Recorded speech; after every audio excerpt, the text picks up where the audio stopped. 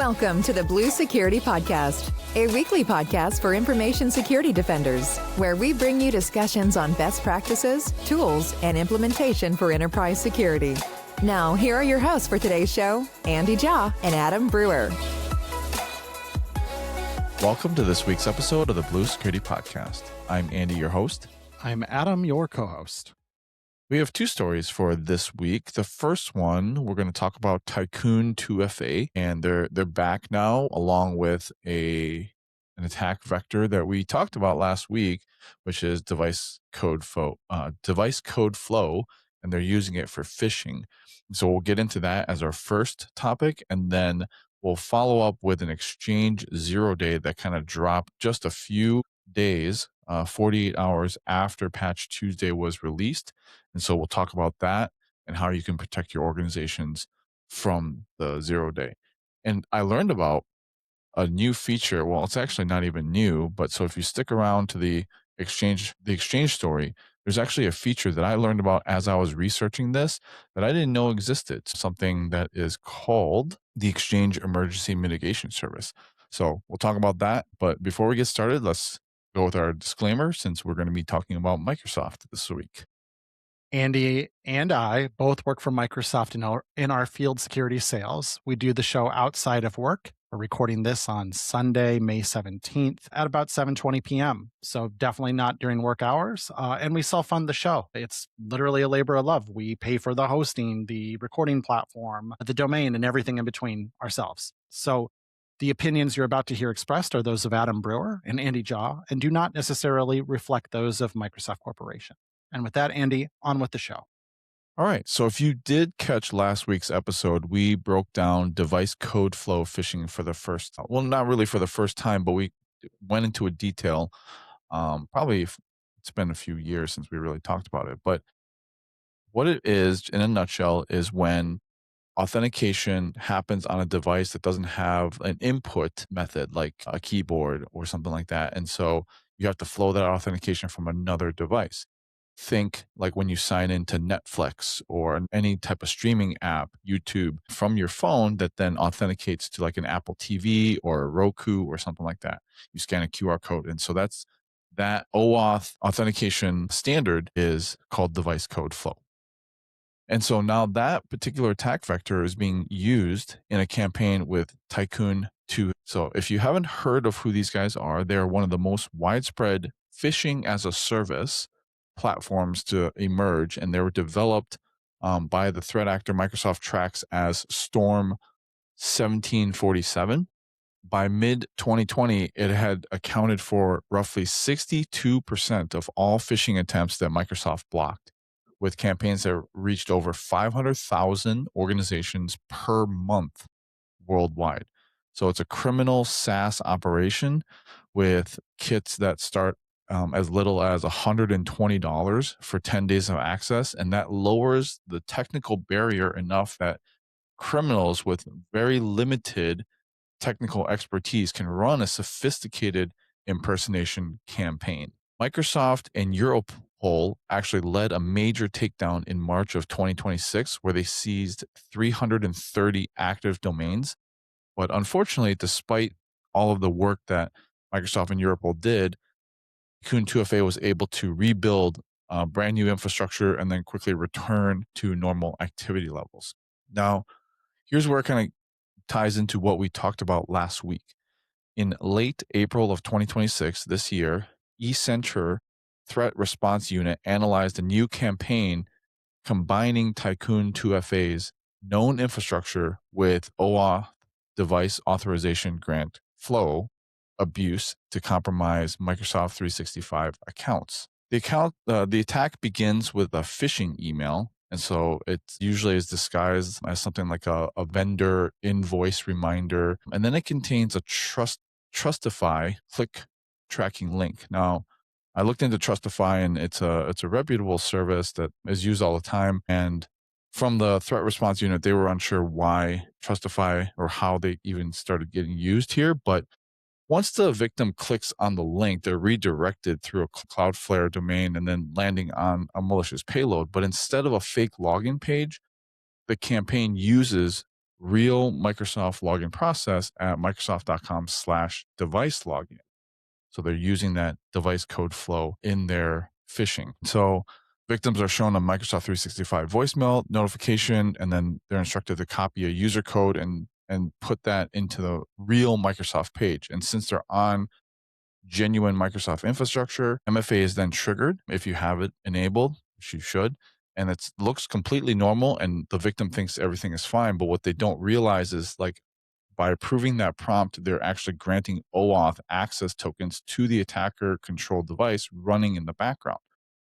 And so the phishing doesn't really bypass MFA because you're just authorizing MFA, but you don't really know what you're actually authorizing on the back end. And because Microsoft's authentication broker is a broker application, that single consent can be exchanged for tokens that are scoped to Exchange, Microsoft Graph, OneDrive without any other user interaction. So that one-time approval does authenticate you to the Microsoft 365 estate. This is pretty tough to catch because the Tycoon 2FA kit does contain extensive protections against research and automated scanning.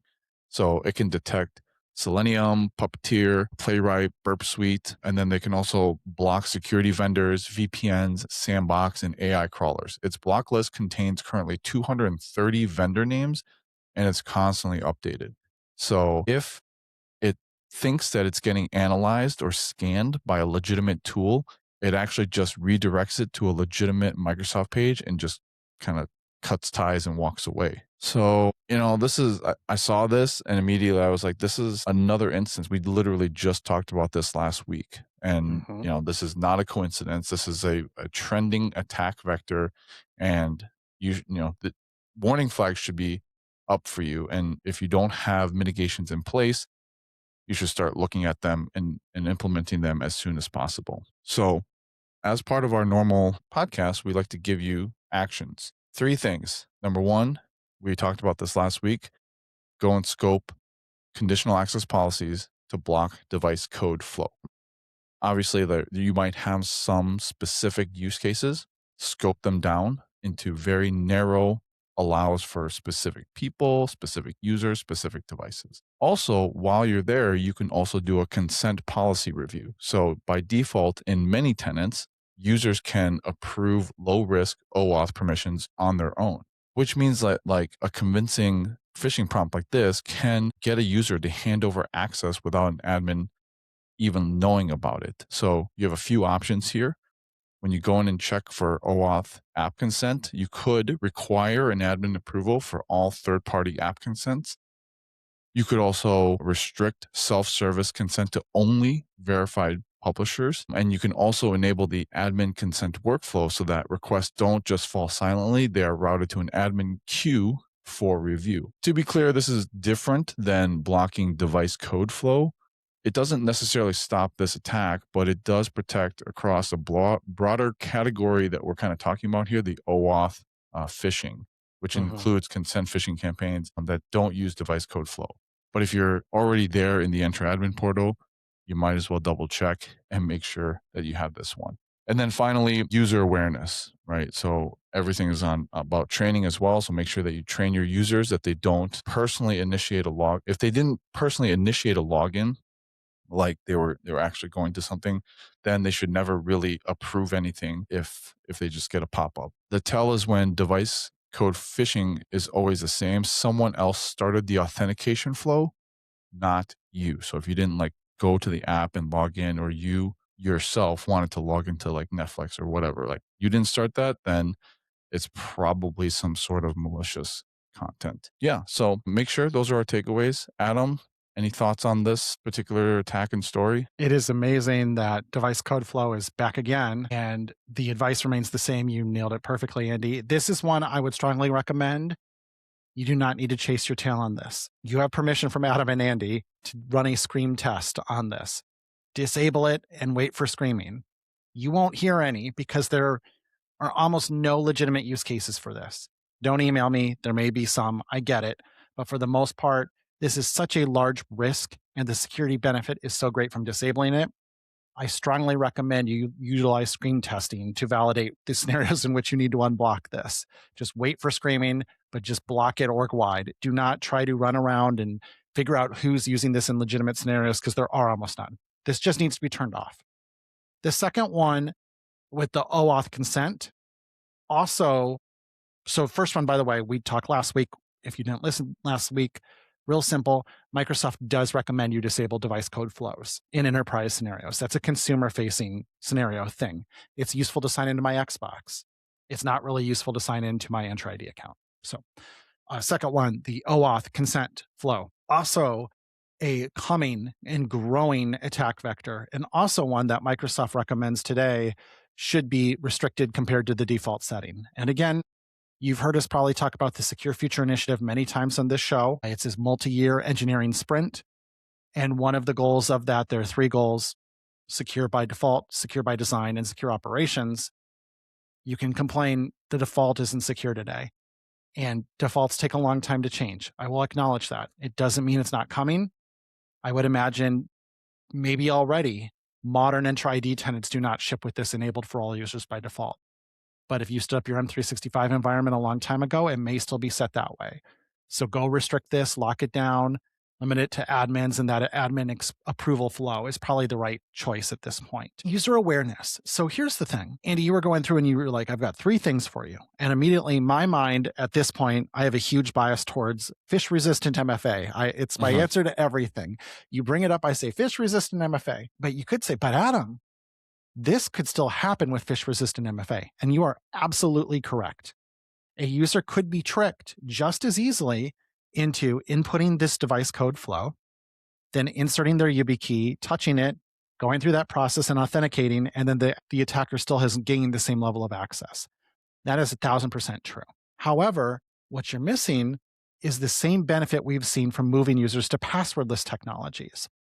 Users who use passwordless technologies are more skeptical when they're asked to provide their password because they never have to in legitimate scenarios, or very rarely, and it catches their attention enough where they don't respond positively as much. This is why many, many years ago, 10 years ago, Microsoft came out with guidance that said, stop making your users sign in all the time. Let them sign in once and then keep their credentials cached and valid, because the more you make them sign in, the more you're training them to respond positively to a phishing attempt. They put in their password all the time without thinking about it. They're like the lab rat pushing the button to get the food pellet. You just train them like Pavlov and his dogs to automatically, a prompt pops up, put in my password. The bell rang, I salivate, same idea. When you move to phish-resistant MFA, compared to, let's say you're using, God forbid, you're still sending your users a 6-digit one-time passcode through SMS. I hope not, but maybe you are. Maybe you still have hardware tokens that generate a one-time passcode. Maybe you have a software one-time passcode. Either way, if your users are still intimately familiar with one-time passcodes, they don't think anything of a device code flow that asks them to plug it in to complete some sort of process. Again, you've trained them to do this. You've trained them to do it without thinking about it. It becomes that Pavlovian conditioning. If you move to phish-resistant MFA, where I don't ever deal with one-time passcodes anymore for my enterprise login, if I get prompted with one, well, this is weird. I don't do this to sign into work. Maybe my bank makes me do this, but work doesn't. I'm not going to do this. So even though technically phish-resistant MFA would not prevent this attack, would not block it, that is true. By implementing it, you are helping reduce your users in responding positively to these kinds of attacks. Andy talked about the user education, and that's certainly a portion of it. But the other portion of it is just not training your users to do this anymore. Because when we used to make users sign in with passwords all the time, we trained them to respond to phishing attacks. When we make users put in one-time passcodes all the time, we train them to respond to device code flow attacks. Same exact idea. So get rid of that. And now you don't have the training and the pre-training for them to respond to these kind of phishing attempts. And I'll add like a sub bullet as well before we move on, is while you're on the subject of kind of looking at OAuth consent, if for some reason you hadn't switched that and you were allowing your users to consent to OAuth, then you probably have a bunch of applications in your tenant that users have consented to over the years or however long, Highly permissioned applications, no less. Yeah. Yes, absolutely.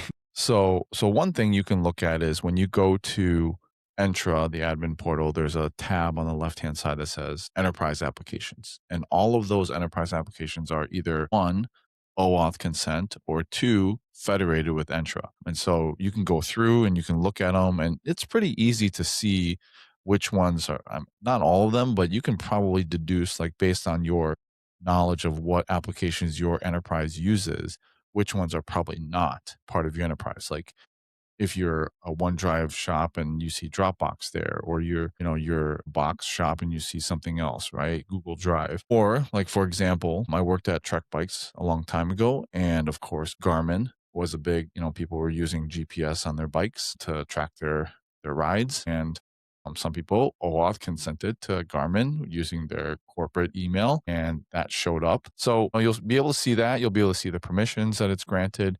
And if you want to review, there's also a Defender for cloud apps that can look at all of your highly permissioned OAuth applications. So you can go and review that. Or you can do it manually if you just go into the enterprise apps, and then you can see which users specifically are assigned, quote unquote, assigned, because they're the ones who authorized it.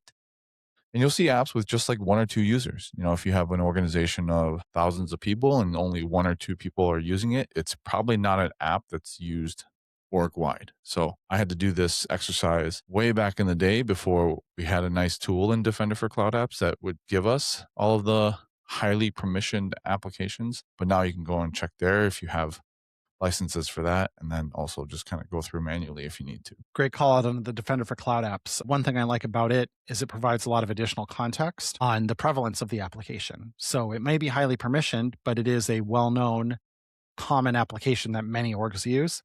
Probably can trust it a lot more than this highly permissioned OAuth app that has never been seen before. That may be one worth investigating and potentially revoking. All right. So moving on to our final story for tonight, there is an Exchange 0-day CVE 2026 42897 actively being exploited.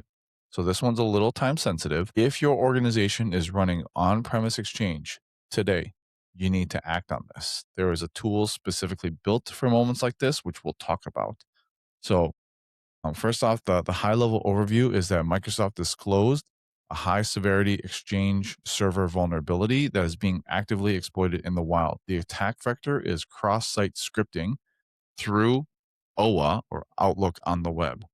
An attacker can send a specifically crafted email, and if the recipient opens it in OA under certain conditions, arbitrary JavaScript then executes in the browser context. The attack path does not require authentication or server access. It just starts with an inbox, and that's what makes this attack particularly dangerous, because all it takes is sending someone an email. So we had mentioned that timing was kind of unfortunate in this case, because Microsoft had shipped Patch Tuesday just 48 hours before the 0-day was disclosed on May 14th. So it arrived too late to be included in this month's update cycle, and there's no permanent patch yet. Microsoft assigned a CVSS score of 8.1 and has confirmed that exploitation has been detected in the wild, but has not publicly identified any of the attackers or disclosed the size of the affected organizations. So one interesting note on this with this Patch Tuesday, and we'll talk more about the May 12th Patch Tuesday on next week's episode, because it was notable in a couple of ways. One being that many of the vulnerabilities in this month's Patch Tuesday, which was larger than normal, Microsoft had said came from AI, came from things like Claude Mythos and GPT Cyber. But anyhow, that's another topic for another time. One of the key takeaways on Patch Tuesday was there was none of the vulnerabilities in Patch Tuesday were publicly exploited, were being exploited in the wild. So that's also notable that you've got to be very specific here. On Patch Tuesday, none of the vulnerabilities patched on that day had any known public exploit, but in the wild yet. This one, disclosed 2 days later for Exchange Server, has been publicly seen exploited in the wild. So this, again, more time sensitive if you're still running Exchange on-prem for exactly that reason. So just want to provide that point of clarification, because these are so close. And because there's been larger than normal discussion on this month's Patch Tuesday for May 2026, and that there was no public exploitation, no exploitation in the wild, this is separate from that, and there is active exploitation. So wanted to be really clear on that point. Before we get to specifically the fix, let's talk about the tool that Microsoft is pointing everyone to, because I didn't know what this was until I read it in the article. And then I was Andy, before you get into that, we jump to segment. Also, just to clarify, this only impacts Exchange on premises. If you Thank you. are in the cloud, if you're on Exchange Online in Microsoft 365, you are not impacted by this. And even if you were impacted, there's no action for you because being a SaaS service, Microsoft would patch it on your behalf if that were necessary. But in this case, the only thing customers need to take active action on is if you are running Exchange Server on premises. And when I say on premises, I mean an infrastructure you are solely responsible for. You could still be running Exchange Server in Azure IaaS, in AWS IaaS, and then you would still be responsible for it. I don't literally mean a server you can go hug in your data center in your building. I mean one that's fully within your responsibility and control. So, that term on premises is kind of shifted meaning over time. So I do have to be extra clear on that. It just means a server you control fully. Thank you, Adam. Yep. Yeah, and it does affect Exchange Server 2016, Exchange Server 2019, and Exchange Server Subscription Edition. So all those versions, it just wasn't in time for Patch Tuesday for this. So let's talk about this tool that Microsoft is pointing everyone to, which again, the one you teased at the top of the show. Let's hear about I did it not now. know about this. So EEMS, I saw this. I was like, what is that? It's the Exchange Emergency Mitigation Service. And Microsoft introduced this in September of 2021. Almost 5 years old. Yeah. Wow. Specifically because of hacking groups exploiting the proxy logon and proxy shell 0 days. I remember talking about that. I do too. Yes. On the show. We on the talked show. about it. And so that particular attack lacked patches or mitigation at the time of exploitation. So Microsoft built EEMS so that it wouldn't ever happen that way again. So EEMS runs as a Windows service on Exchange mailbox servers and uses a cloud-based Office config service, which we've talked about, to check for available mitigations every hour. So when a threat is identified, Microsoft can push a signed XML mitigation file automatically directed to your Exchange server without you having to do anything.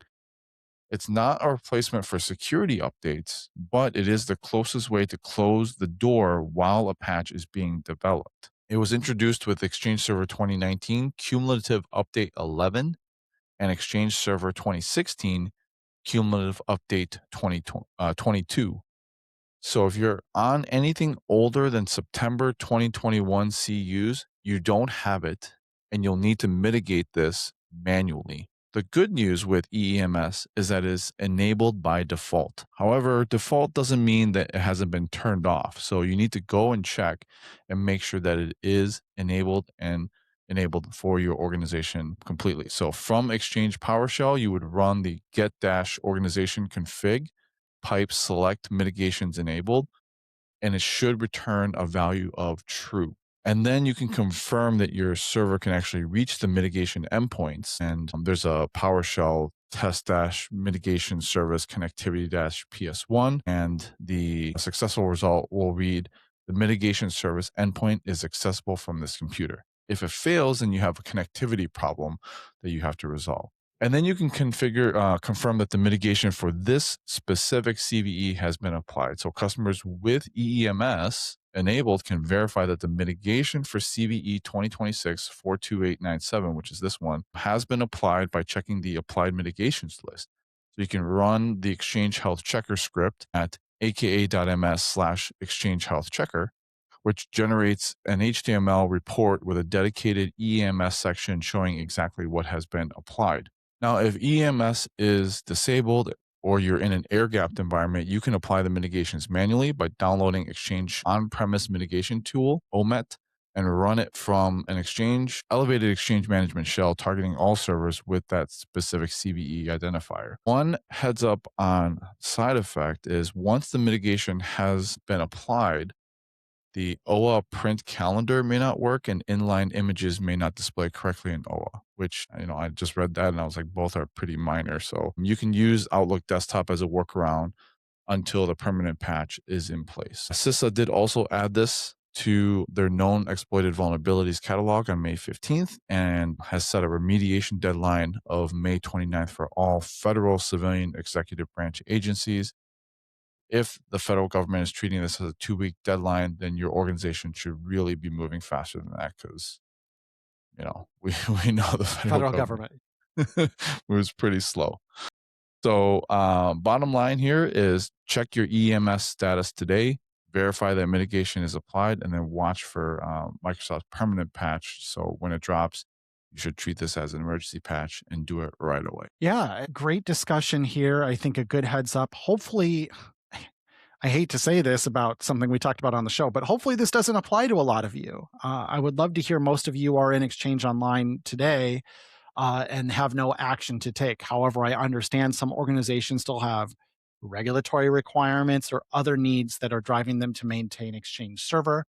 And if you are, you know what you need to do. We'll say in general, unless you have a regulatory need, if it's not some sort of reason like that, you really shouldn't be running Exchange on-prem anymore if you can at all avoid it. It's just really demanding service to run and maintain and keep secure, as this kind of points out. And it's honestly, this is not a Microsoft sales guy talking. It's just someone who cares about cybersecurity. You're better off not doing it.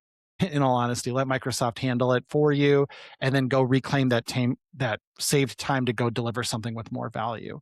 But this is cool. Hey, this EEMS system reminds me, Apple has something similar on Mac OS now, where they have a way to deliver like very emergency patches. And I believe it's through the same concept of like an XML file that can be delivered without a reboot very, very, very rapidly. And because it has such little change surface, it's really easy to test and get out in the wild very quickly without the risk of some sort of unexpected degradation in another service as a bug in the patch, as an example. So this is clever. You love to see anything that allows us to move more quickly in response to stuff like this. And as a reminder for your Windows desktop endpoints that your end users use, make sure you're leveraging Windows Hot Patch today.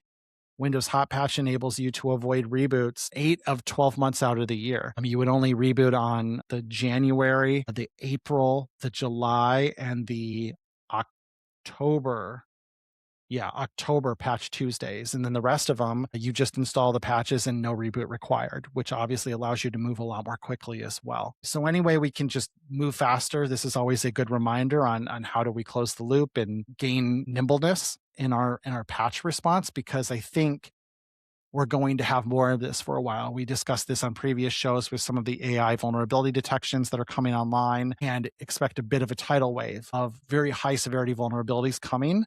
And so this is a great time to get really sharp on how we patch and how we stay up to speed and how we stay current, because this tidal wave is coming. And I don't think it'll last forever, but I do think there's going to be some busy patching times ahead for the next 6, 12, 18 months before we kind of have caught all the obvious low-hanging fruit, so to speak, and then we're back to a more typical cadence, especially as code being released in the wild is having greater scrutiny before it ever goes out the door. So great opportunity here, but also good news that there is a fix. It may already have been pushed, and all you need to do is validate it's there. It's a temporary fix. Obviously, it comes with a little bit of heartburn with the image display being disabled and the print calendar function being disabled in OA. You can use the Outlook desktop app as a workaround, and soon an emergency patch will be available and you'll be able to restore that behavior soon enough. So for now, that's a pretty good answer when the answer is it's probably already fixed. Just go check. You love to hear that. So I think that's a great response. All right. Well, that's our show for this week. Thanks for watching and listening as always. Our contact information, along with the links to the topics that we talked about, will be in the show notes. If you have any questions or topics you want us to talk about in the future, just email us. Thanks. We'll talk to you guys next week. Thank you for listening to the Blue Security Podcast. Please check out the show notes, catch up on episodes you may have missed, and subscribe so you don't miss any future episodes. Find Andy on Twitter @AJaw0 and Adam @AJ Brewer. See you at our next episode.